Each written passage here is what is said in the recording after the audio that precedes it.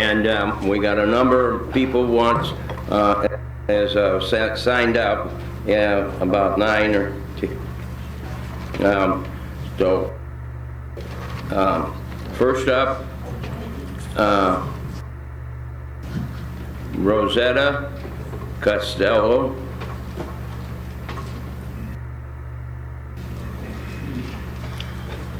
What is it?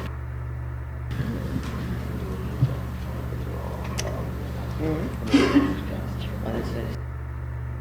Said it was a comment. We're gonna have to limit the speech to 3 to 4 minutes. 2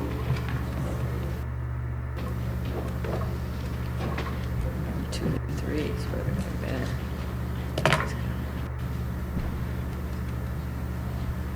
Hi, I am not used to public speaking, but I'm here for the purpose of bringing up, I'm speaking for the unborn children, and our government, our governor has took it upon himself to pass that in the state of Illinois, a child can be born and then they can be murdered, which is deplorable. I am 100% pro-life. A human being is created at the point of conception, period. Then, I mean, I don't know where we're going to go with all of this. Can you decide after a baby's born that you don't want it, that it has maybe too many medical problems, it's too big of a burden financially, so you can just decide you're going to get rid of that child? It's just not right. And then I want to bring up the point that our tax dollars are paying for it, when our tax dollars can be used in other directions to help the possibly unwed mother that becomes pregnant and those children. And also women who do have abortions will possibly conceive again within a short amount of time, and then they will go ahead and have another abortion. So when does it stop? Those are my questions, and I don't know what else really to say except that I've been very, very upset about it ever since it took place. And okay, and then I will share with you that I have a friend who, when she was 18, became pregnant. Her parents made her get an abortion. Shortly afterwards, she took a gun and shot herself in the stomach. She did survive.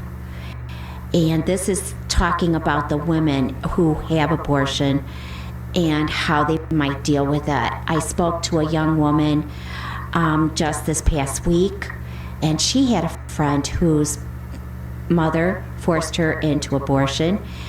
And at first, the young girl was kind of, for the abortion. Well, after she had the abortion, she no longer felt that way. Because deep inside of each and every single one of us, we know that that is life. And we are committing murder. Plain and simple. And again, our tax dollars are paying for it when they can be used in other directions. I think that might be all that I have to say.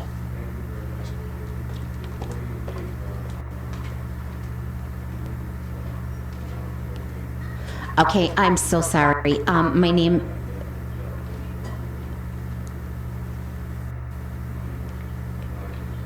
It's okay. It's okay. Okay, my name is Rosetta Costello.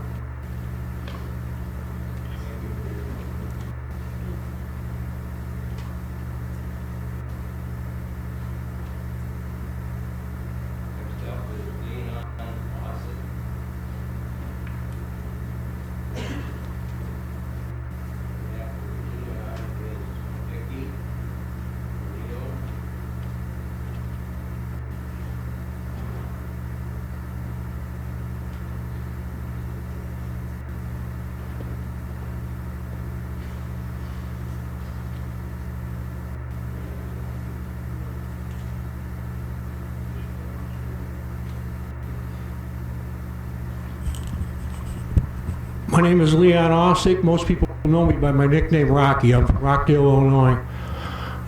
Last month, I understand that there was an attempt to put a resolution on the agenda condemning this full-term abortion, and it was refused, and then it was read into the record. I just have to wonder what kind of people support this full-term abortion? What kind of human beings do that? If you don't speak out against it, it means you're for it. It's just absolutely disgusting to me. One of the founding statements for our country, life, liberty, and the pursuit of happiness, but you take life away from people when they're born? What's our country coming to? You know, what good reason could there be for killing a baby? I have a 7-month-old grandson, and I was holding him 20 minutes after he was born, and I'm looking at him and I'm thinking, my God, how could anybody hurt this child, or any child? I just think it's disgusting that you people condone this. That's all I have. Thank you.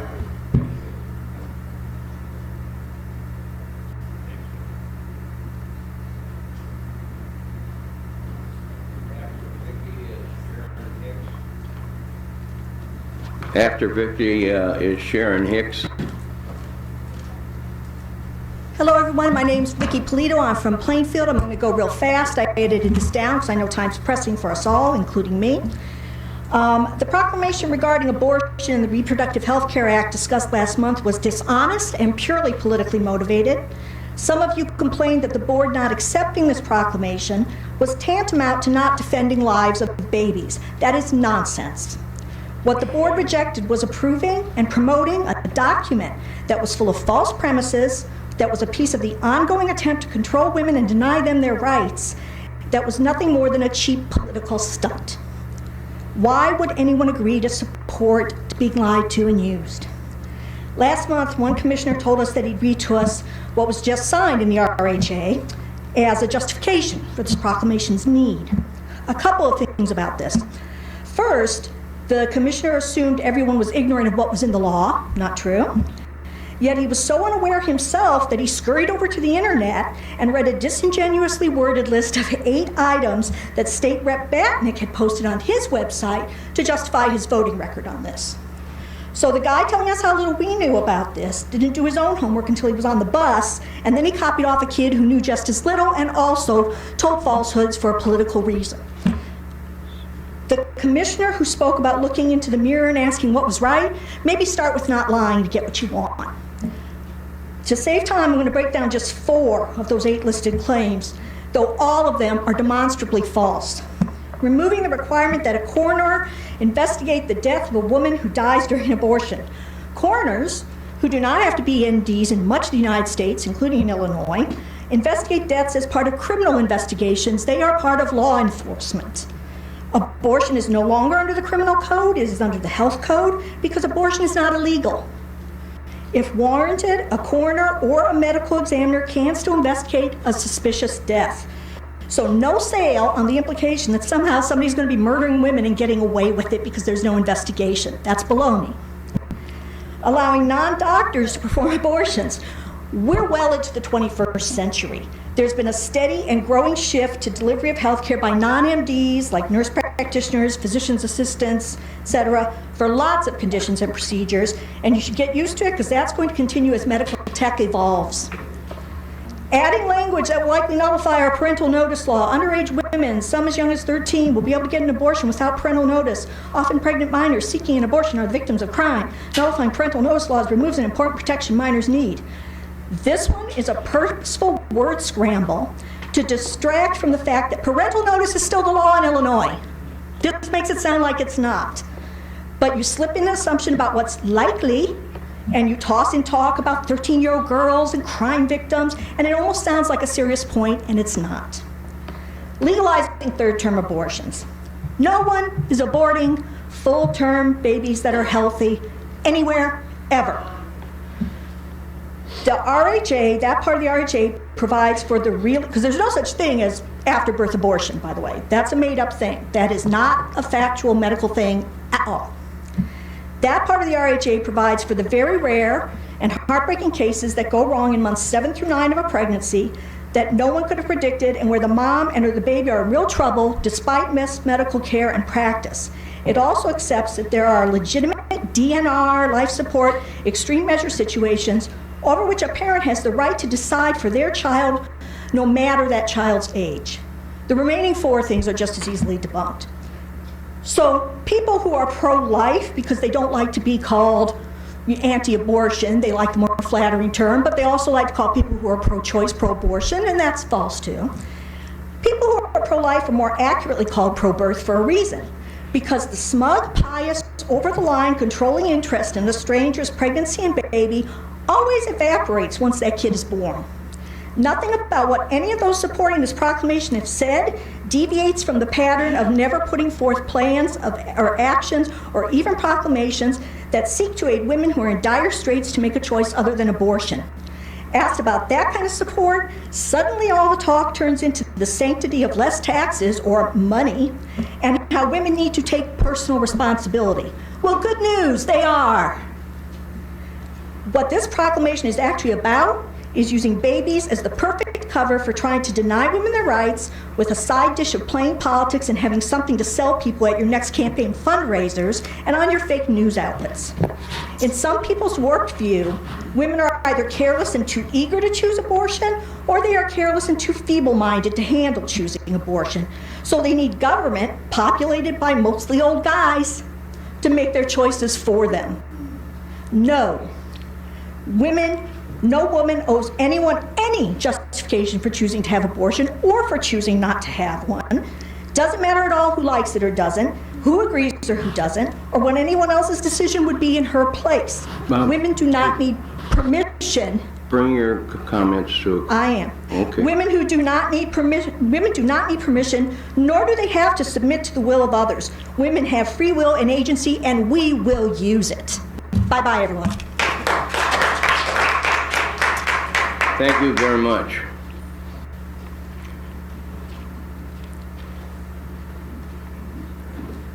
Next up after Judy is Regina Robinson. State your name, ma'am, please. My name is Sharon Hicks. Thank you for allowing me to speak today. As a prior special education nurse and healthcare professional, and as a mother and a grandmother, I am sickened and brought to my knees regarding the new abortion laws that have tragically hit our country, our state, and our county. Let me begin by calling abortion what it really is: perpetrating the death sentence on a child. Abortion was the leading cause of death in the 2018 worldwide, killing 42 million people. To date, in USA alone, 60,942,033 babies have been aborted. Legalized abortion, which I call the Holocaust of the unborn, began in 1973. Women had a certain time limit in order to be the procedure to be performed, mostly before the heartbeat. Then they kept lowering the bar, and then came partial birth abortions, where the abortionist induced labor, delivering the head of the child, slitting the spine, and sucking the brains out of the child. One abortionist stated regarding a botched abortion, "We would break the baby's neck if it were born alive." How far have we fallen down the rabbit hole to think this is acceptable? When I hear the argument about this being a woman's right to choose what she does with her body, I propose that a fully formed baby is not a woman's body. And this is not about reproductive rights. This is about legalized murder. When you see a baby rabbit, would you step on its head and crush its skull? Would you shoot baby birds in the nest? Of course you wouldn't. According to the new pamphlet that they passed out today, that actually is a felony. But we can still abort children. Of course, a human child is infinitely more valuable to humanity than an animal. How have we become this morally and ethically bankrupt that we would allow this to get to the point where it is legal to kill a child up to and including birth? In Illinois, the death penalty is illegal, except on the unborn and newborn. And our national laws do not permit the administration of potassium chloride, also known as saline abortion, to criminals guilty of heinous crimes without first administering powerful sedatives because if given alone, it causes terrible pain, akin to fire or electricity coursing through the veins. We now allow this to be done to babies. We have lowered the bar so low that we are now stepping on the bar. What is next? Euthanizing our elderly or the mentally challenged? This is not a Democrat or Republican issue. This is a full-on humanitarian crisis. The world is in a moral chaos because for far too long, people have chosen to remain silent. I speak for those who have been permanently silenced. Thank you for listening. Thank you very much. After Regina is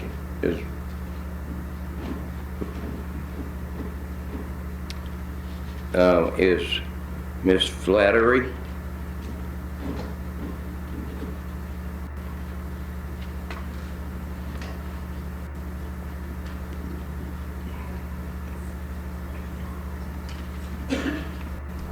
Good afternoon, everybody. Thank you for allowing us this time to speak. Could you give us your name? Oh, I'm sorry. I thought I did. Okay, thank you. I did, but Thank you. I'm Judy Wooten from Shanahan, Illinois. Thank you again for this time. I cut out some spots here. Okay. In 1916, Margaret Sanger founded her first clinic in Brooklyn, New York. Then she formed her organization, which was first known as the American Birth Control League in 1921. That organization changed its name in 1942 to Planned Parenthood. When Margaret Sanger began the American Birth Control League, it was solely for the express purpose of decreasing, and I quote, the Negro population. Everyone was convinced that it was just a clump of cells and the, quote, Negro population could eventually be eliminated by encouraging this elimination of the new lives. Obviously, her intentions were horrendous. But what can you expect from someone who thought her best friends were Adolf Hitler and all the eugenicists? That is what she wanted to do with Planned Parenthood. Unfortunately, history has swept the original intentions aside and under the rug, and it has converted it to a woman's rights issue. It is not a woman's rights issue. It is a baby's issue. And it is no longer just the chant of my body, but my right. And just as other laws have changed, as we have learned new scientific techniques and new ways to decide things, the baby is now considered viable at a very, very early age. I'm not even going to quote anything because that changes very quickly. It is a living human being, and its life needs to be respected and protected. Because as I become older, I truly wonder, when will the death panels that were laughed and scoffed about just a few years ago, anybody who knows and has an older relative knows that those are truly there. They decide whether tests are going to be given dependent on your age. So for years, I have said, and I ask you to respectfully consider this, that this is not a partisan issue. This should not be Republican versus Democrat. I, for years, have said, I don't care if you put a D or an R behind your name. Everybody needs to put an A for American. and that's what we are first. And I truly ask that you respect life. Thank you very much. Thank you. Thank you very much.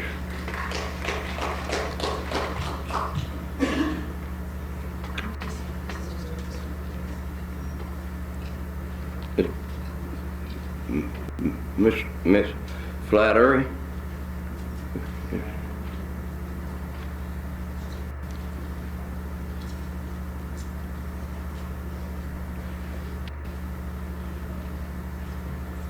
After Miss Flattery, Miss Ropo?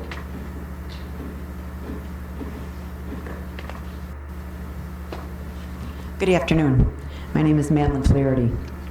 As an educator and licensed mental health professional, I find it a sad day in Illinois when we celebrate progressive, the most progressive state in the country, when it comes to abortion and infanticide legislation. What's actually happened here has become more barbaric in the way we treat our unborn babies. Illinois legislators now condone and celebrate having these fetuses dismembered and often emboweled at the whim of the mother. Imagine that having been done to any of the children that you have in your lives now. There are certainly a few limited reasons why abortion should be legitimate in the first couple months of pregnancy. Those should be the exception and not the rule. It's much easier to use the clinical terminology fetus and abortion so that we can remove the human emotion and the human connection to these babies in utero. But make no mistake, once that heartbeat starts, that fetus is a human being. That baby feels the pain of being tortured when its limbs are being ripped from its body and it's being disemboweled in some cases, or the brain sucked out, or the neck being broken. It's no wonder that organizations don't want pregnant women to know what goes on in an abortion, as seen in the movies Unplanned and Gosnell. Those are real eye-openers. And how about the sale of baby parts? I guess there's no moral compass left. This is what we call progress now in the state of Illinois or in this country. The names of the bills are really interesting. A Reproductive Health Act. Once that fetus's heart starts to beat, that woman has to advocate for two human beings, herself and that baby. It's not just one woman worrying about her reproductive rights. And then here's a concept. How about reproductive health responsibilities? It's also interesting that many women are concerned about the rights to control their bodies, but there's no concern about self-control in many instances. And in the current culture of I want what I want and I want it now, there's absolutely no concept or thought about taking responsibility for one's actions. There are some fairly successful ways to prevent pregnancy. You've got birth control pills, IUDs, condoms, and then there's that really revolutionary idea that's a really dirty word. It's called abstinence. We even think about taking the kind of responsibility when all you have to do is get an abortion, get pregnant, no big deal. This should really be very helpful to the slave trade. They have one less thing to worry about their sex slaves getting pregnant. Quick trip to Illinois, problem solved. No cost to anyone but the residents and taxpayers of Illinois. As a result, I guess that's why we need all those additional taxes in Illinois. Respect for the beliefs of others is also missing. Those who believe in the sanctity of life are mocked and scorned, called hypocrisy. This bill should have been put on the ballot, not taken up in Springfield and shoved through. The bottom line is that once that heartbeat starts, these are living human beings that are in the developmental stages prior to birth. Sadly, some are allowed to die depending on the whim of the mother once those babies are born. Fathers have not much say, and the parents of the teens have no consent, not notice, no consent. It's infanticide. There are many couples in this country that would love to adopt babies, but we've just passed some horrific legislation. We have a lot of concern for the children at the border. What about the babies that we have right here every day in our own country, in our state? And again, as discussed, Margaret Sanger, her purpose for Planned Parenthood should be, everybody should be appalled at that. It's interesting how many people that are interested in women's rights and reproductive health are so willing to turn their health care over to the government. There are a lot of people that would love to adopt babies, and that's where we should be going with this. We should be celebrating life and not destroying and passing and celebrating this kind of barbarity. So I would ask this body, if this resolution comes forward, to either vote no or abstain. Thank you.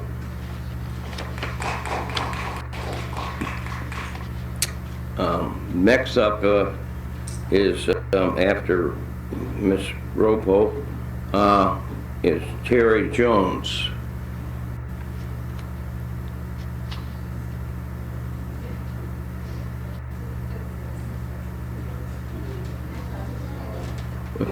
Is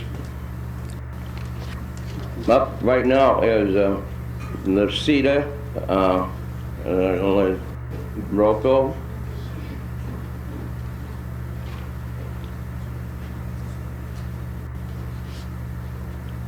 State your name at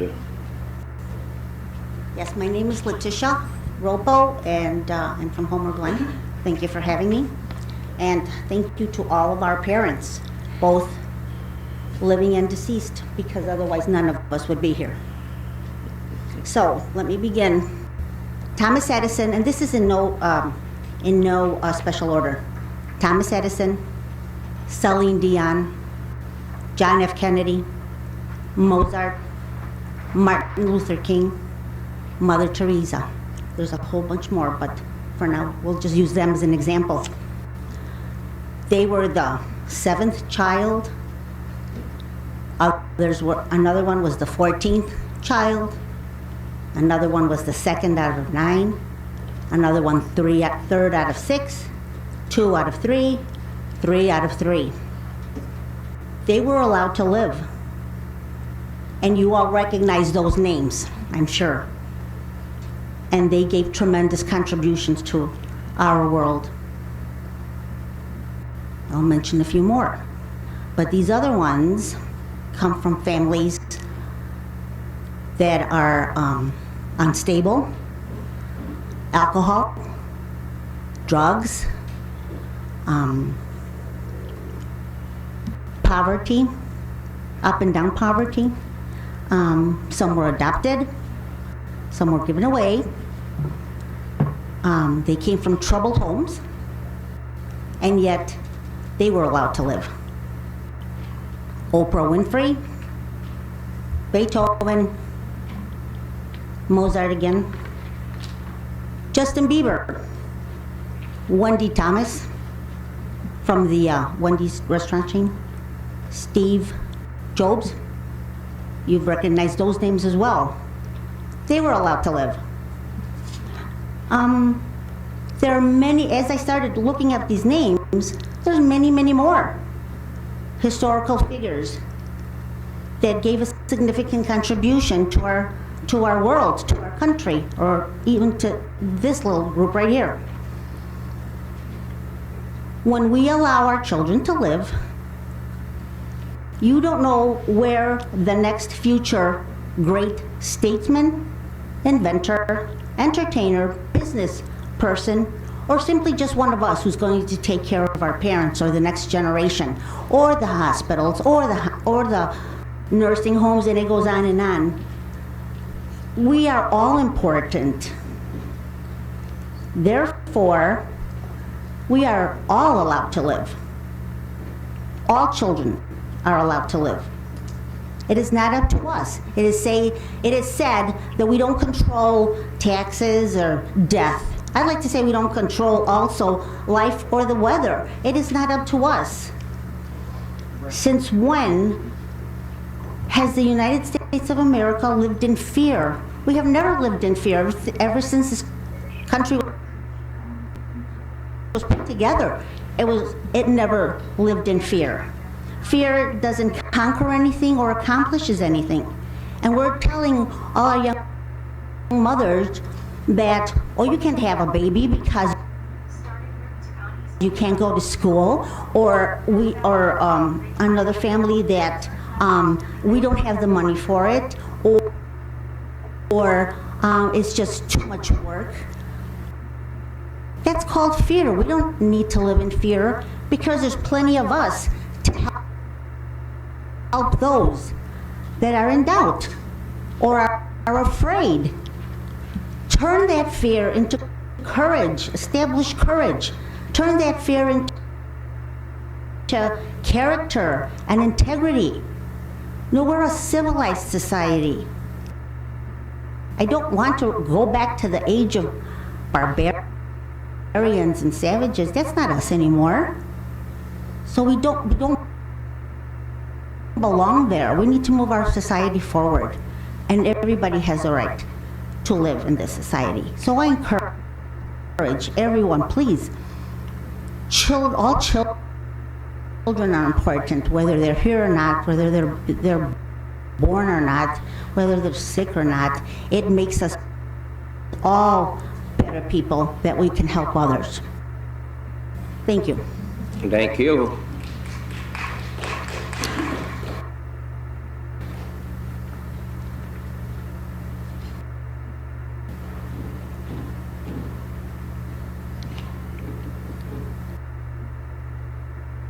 Terry Jones? No, sir, Regina Robinson. Oh, okay. Okay, come up. Don't worry, this What happened? No, I made, And I will tell you that if I get through this in under 3 minutes, my husband will be amazed. I work very hard at that. My name is Regina Robinson, and in order to help me make it through the case for life, I brought some reinforcements with me. First of all, I'd like to quote Dr. Mildred Jefferson, and what she said was, "Today it is the unborn child. Tomorrow it is likely to be the elderly or those who are incurably ill. Who knows but that a little later it may be anyone who has political or moral views that do not fit into the distorted new order. I am at once a physician, a citizen, and a woman, and I am not willing to stand aside and allow this concept of expendable human lives to turn this great land of ours into just another exclusive reservation where only the perfect and the privileged and the planned have a right to live." Dr. Martin Luther King said, "How can the dream survive if we murder children? Every aborted baby is like a slave in the womb of his or her mother. The mother decides his or her fate." Maya Angelou, as a teenage unwed mother, said that, "I'm telling you that the best decision I ever made was to keep that baby." She had a son. "I can't imagine my life without him." Andrea Botticelli, who's a famous Italian opera singer. While he was in the room, the doctors told his mother that he would be damaged in some way, shape, or form, and they wanted to abort her son. She said no. What a great loss to this world. Should he not have been born, his voice would have been silenced.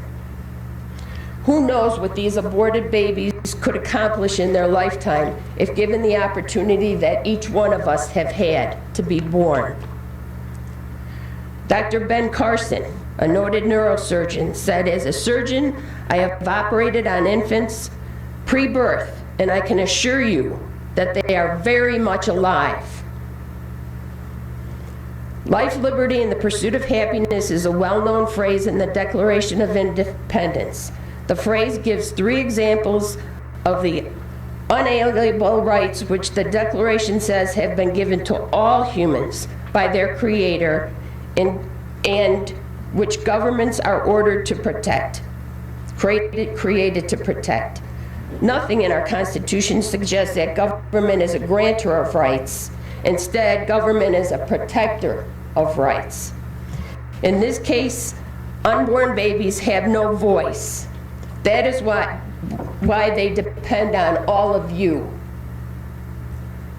our most precious commodity, and our future. I want you all to go home and look in the eyes of your children, your grandchildren, and tell me that abortion is a good idea. That the loss of these children, God knows what they could have become in their lifetime, is a good idea to eliminate them. And remember this, society is judged by how it treats its most vulnerable. Thank you for your time. Thank you. Sorry to mess up. Terry Jones.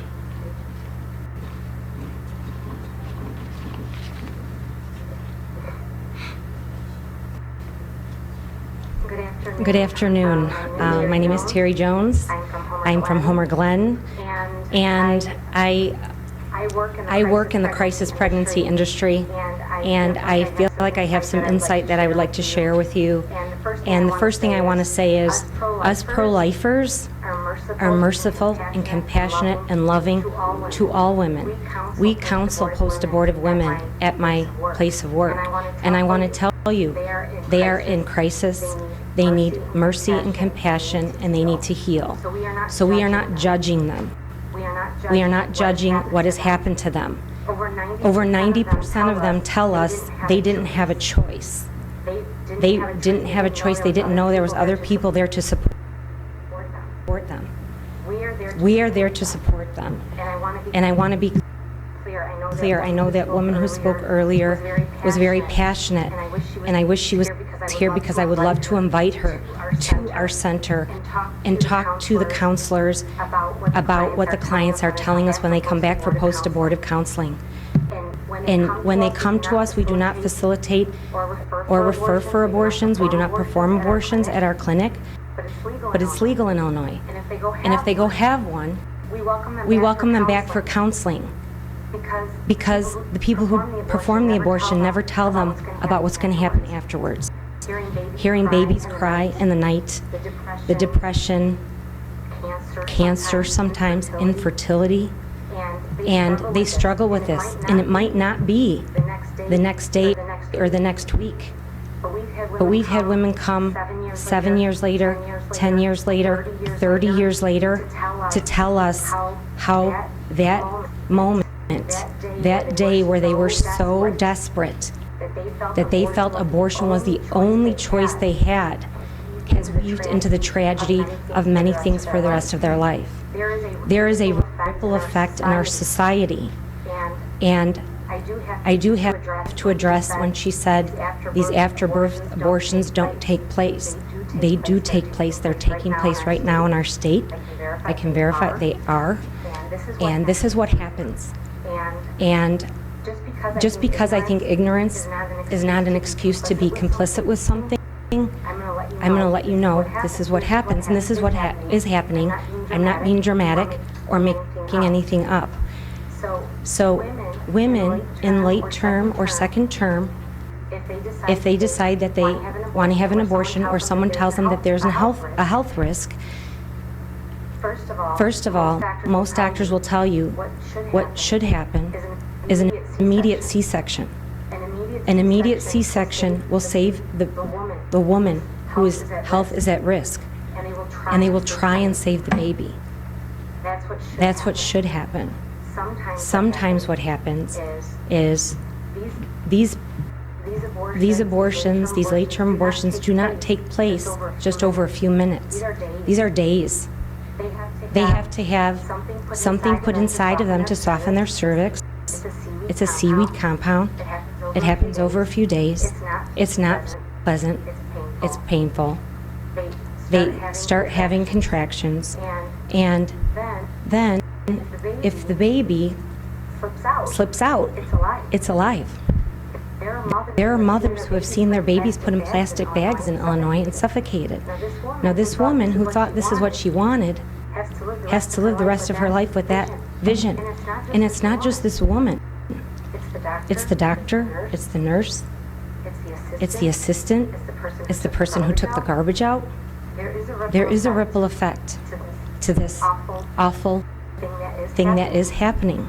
Please don't think it's not. And now that it's legal, it's going to continue to happen. If the baby is further along, towards 9 months, and the shot through the belly into the baby's heart didn't kill the baby, because once in a while it doesn't, and the baby slips out, and it's alive, and it's sitting there. It's awful. It's awful for everyone involved. It's awful for the mother who thought was the right idea, and if her life was in jeopardy, that is sad, and a decision has to be made. But the right decision is an immediate C-section. Now, if the doctor tells the mother that your child is severely deformed or going to be handicapped or something to that effect, again, sometimes the C-section is a good way that the baby does not have to go through the process of labor, which, like a spina bifida child, that would hurt the spine more. But the other thing is, so if a C-section wouldn't help, why doesn't that child deserve to have a few minutes of love for the short time that they're alive on this earth? And what no one talks about in the media are there are wonderful organizations of families waiting to adopt children with disabilities and handicaps. There are families waiting. So if a mother feels like it's just too much for her to bear, the severely deformed child, there are families there. But we also need to think that child may live for a few minutes, and why wouldn't that child deserve love instead of being dismembered? So let's think about the ripple effect of all the people involved. Let's show mercy and compassion towards the women who feel like this is their only choice. And if you are pro-choice, how about supporting the women who choose to keep their baby, and those centers like my own who support them with diapers and rent and electric, and we help them with cribs and height chairs and things like that. We don't talk about helping. If you want to help women, help all the women. There are women choosing to keep their baby who also need support. And think about the ripple effect. The dismemberment, because if it doesn't slip out, the baby is dismembered. And someone has to count those body parts in the back room. And the incidence of alcoholism, divorce, suicide, and depression for those people is very high. So this does affect us as a society. It affects all of us. Because you may know someone who has had that experience and who hasn't said anything. So let's try and remember that this is happening. And now that you know what happens, being complicit in it isn't right. And just because our state has this law, our state doesn't get it right a lot of the time. We are hurting women. The women who come to us for post-abortive counseling are hurting, and they need healing, and they need mercy, and they need compassion. We are not judging them. The situations they were in are rough. I'm not going to lie. They are rough situations. But when they have an abortion, this affects the rest of their life. So this very temporary fix has very long-term effects. Thank you very much. Sorry about